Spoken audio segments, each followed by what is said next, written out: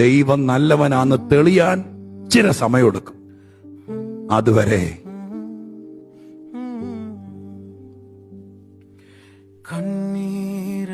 Thank you Jesus. അതുവരെ എന്ത് വില കൊടുത്തും പിടിച്ചു നിൽക്കണം. വഴുതി പോകരുത്, ഉടഞ്ഞു പോകരുത്. ഈ മാർഗം സത്യമാണ്. ഇതിനപ്പുറം ഒരു സത്യമില്ല. തെളിയാൻ താമസമുള്ള ഒരു മാർഗമാണെന്നേ ഉള്ളൂ. ബാക്കി ഇതിനൊരു കുഴപ്പമില്ല. അതുകൊണ്ട് 73-ാം സങ്കീർത്തനത്തിൽ 16-ാം വാക്യത്തിൽ അദ്ദേഹം എഴുതി വെച്ചത്, എനിക്ക് ഗ്രഹിപ്പാൻ ബുദ്ധിമുട്ടായിരുന്നു. നമ്മളോട് എന്തിനായി ശോധന, നമുക്കെന്തിനായി കഷ്ടത?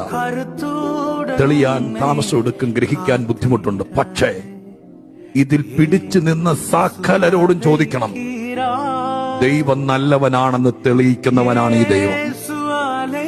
ഇന്ന്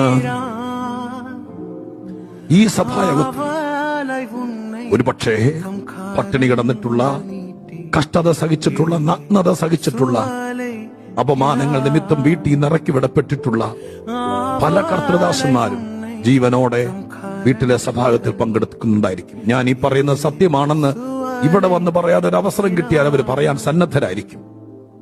ചില താമസിച്ച